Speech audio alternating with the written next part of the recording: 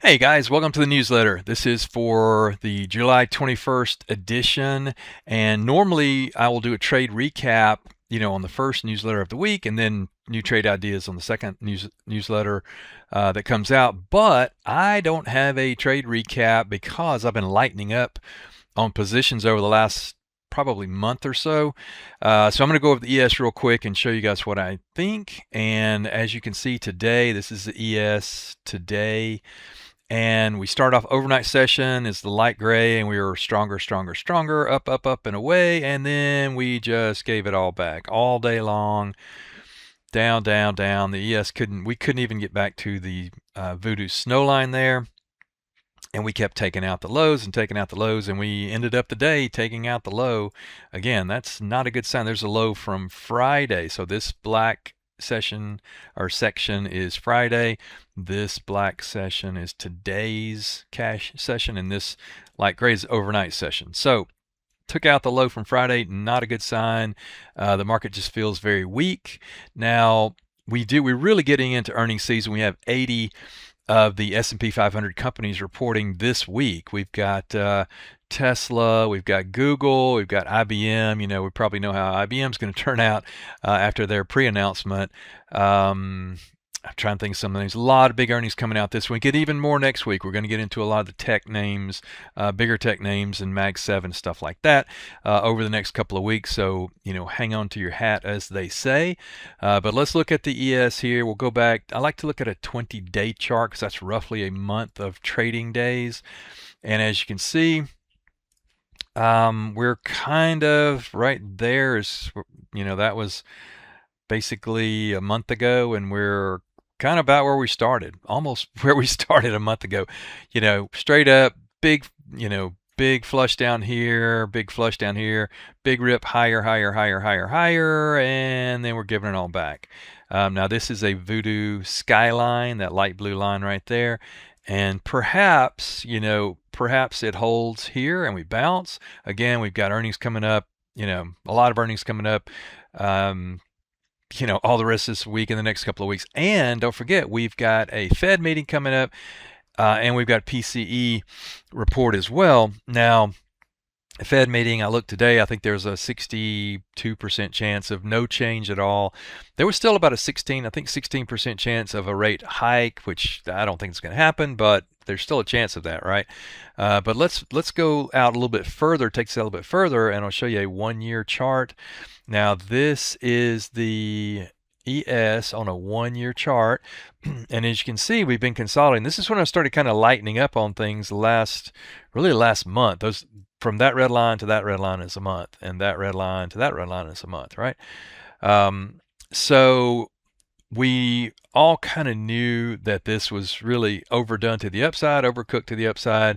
A little pullback was warranted. That's fine. Then we got going again, and I thought, well, maybe that was it, and we keep going, but we didn't. We came back down, and the same thing is happening here.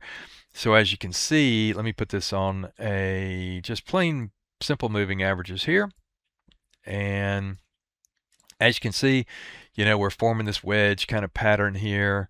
So typically that will either break to the upside or to the downside, depending on which way the pressure takes us, and that will, I believe, in most part be determined by what's going to happen with earnings the next couple of weeks, and the Fed meeting and the Fed commentary, things like that. And then of course we've got Iran, and all that stuff is still kind of hanging out there as well.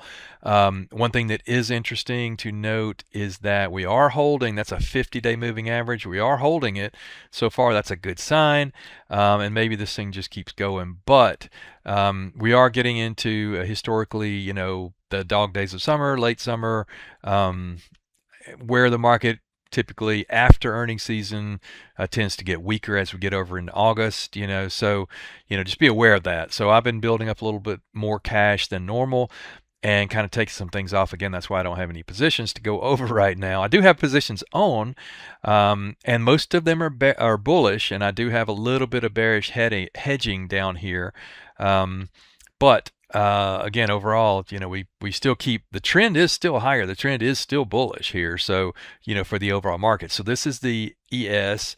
I'll convert that to SPX for you right there. And again, that's the 20, that's the 50.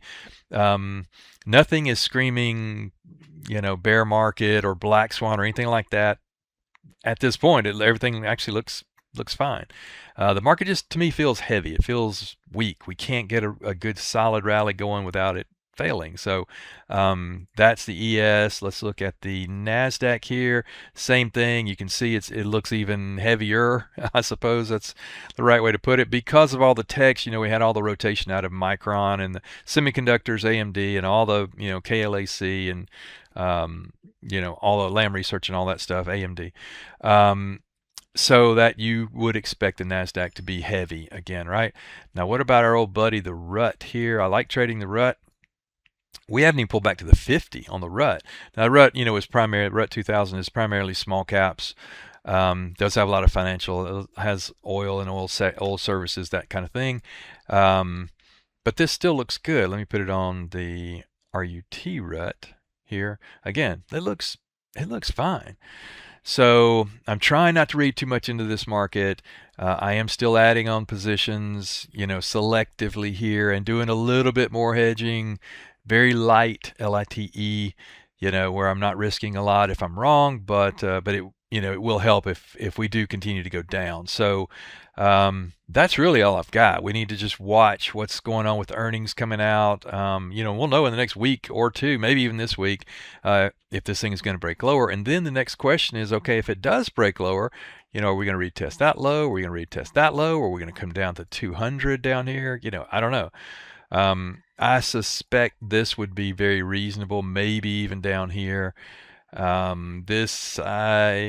some kind of really larger catalyst, I don't really see us come down here unless, if a lot of the techs come out and they miss, for example, and they guide lower, and the old AI build out is going to be more expensive and it's going to take longer and everything, yeah, that can really weigh on the market heavily. But I'm not expecting that. I think this should be a good earnings season, so we'll see. We'll know very soon as well. So with that, let me wind it up. I'll be back with you guys on Thursday for some names. I do have a list of some honey badgers and things that look pretty good. So be sure and catch that one, and I will see you then. Let me know if you have any questions. Thanks for your time. I appreciate it. Take care.